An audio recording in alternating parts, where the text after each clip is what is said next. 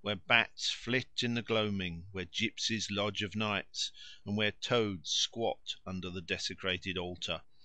Thither the bad priest comes by night with his lighter love, and at the first stroke of 11 he begins to mumble the mass backwards, and ends just as the clocks are knelling the midnight hour. His leman acts as his clerk. The host he blesses is black, and has 3 points. He consecrates no wine, but instead he drinks the water of a well into which the body of an unbaptized infant has been flung. He makes the sign of the cross, but it is on the ground and with his left foot, and many other things he does which no good Christian could look upon without being struck blind and deaf and dumb for the rest of his life. But the man for whom the mass is said withers away little by little, and nobody can say what is the matter with him. Even the doctors can make nothing of it. They do not know that he is slowly dying of the mass of Saint Sécaire. Yet, though magic is thus found to fuse and amalgamate with religion in many ages and in many lands, there are some grounds for thinking that this fusion is not primitive, and that there was a time when man trusted to magic alone for the satisfaction of such wants as transcended his immediate animal cravings. In the first place, a consideration of the fundamental notions of magic and religion may incline us to surmise that magic is older than religion in the history of humanity. We have seen that on the one hand magic is nothing but a mistaken application of the very simplest and most elementary processes of the mind, namely the association of ideas by virtue of resemblance or contiguity; and that on the other hand religion assumes the operation of conscious or personal agents superior to man, behind the visible screen of nature. Obviously the conception of personal agents is more complex than a simple recognition of the similarity or contiguity of ideas, and a theory which assumes that the course of nature is determined by conscious agents is more abstruse and recondite, and requires for its apprehension a far higher degree of intelligence and reflection than the view that things succeed each other simply by reason of their contiguity or resemblance. The very beasts associate the ideas of things that are like each other or that have been found together in their experience, and they could hardly survive for a day if they ceased to do so. But who attributes to the animals a belief that the phenomena of nature are worked by a multitude of invisible animals, or by one enormous and prodigiously strong animal behind the scenes? It is probably no injustice to the brutes to assume that the honour of devising a theory of this latter sort must be reserved for human reason. Thus, if magic be deduced immediately from elementary processes of reasoning, and be in fact an error into which the mind falls almost spontaneously, while religion rests on conceptions which the merely animal intelligence can hardly be supposed to have yet attained to, it becomes probable that magic arose before religion in the evolution of our race, and that man essayed to bend nature to his wishes by the sheer force of spells and enchantments, before he strove to coax and mollify a coy, capricious, or irascible deity by the soft insinuation of prayer and sacrifice.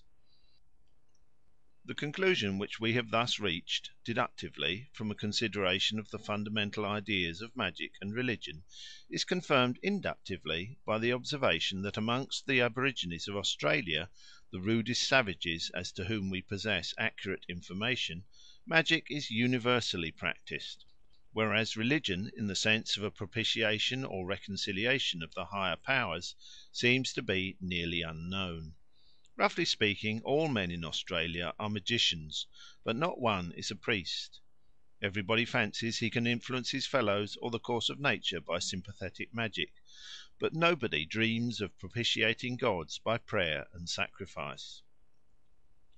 But if, in the most backward state of human society now known to us, we find magic thus conspicuously present and religion conspicuously absent, may we not reasonably conjecture that the civilised races of the world have also at some period of their history passed through a similar intellectual phase, that they attempted to force the great powers of nature to do their pleasure before they thought of courting their favour by offerings and prayer; in short, that, just as on the material side of human culture there has everywhere been an age of stone, so on the intellectual side there has everywhere been an age of magic. There are reasons for answering this question in the affirmative. When we survey the existing races of mankind from Greenland to Tierra del Fuego, or from Scotland to Singapore, we observe that they are distinguished one from the other by a great variety of religions, and that these distinctions are not, so to speak, merely coterminous with the broad distinctions of race, but descend into the minuter subdivisions of states and commonwealths, nay, that they honeycomb the town, the village, and even the family, so that the surface of society all over the world is cracked and seamed, sapped and mined, with rents and fissures and yawning crevices opened up by the disintegrating influence of religious dissension. Yet when we have penetrated through these differences, which affect mainly the intelligent and thoughtful part of the community, we shall find underlying them all a solid stratum of intellectual agreement among the dull, the weak, the ignorant, and the superstitious, who constitute, unfortunately, the vast majority of mankind.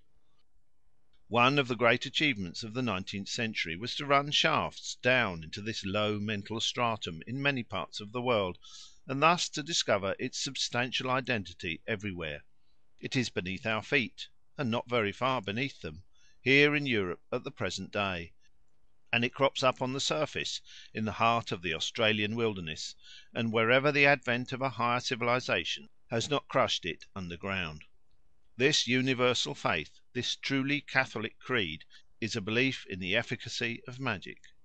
While religious systems differ not only in different countries, but in the same country in different ages, the system of sympathetic magic remains everywhere and at all times substantially alike in its principles and practice. Among the ignorant and superstitious classes of modern Europe it is very much what it was thousands of years ago in Egypt and India, and what it now is amongst the lowest savages surviving in the remotest corners of the world.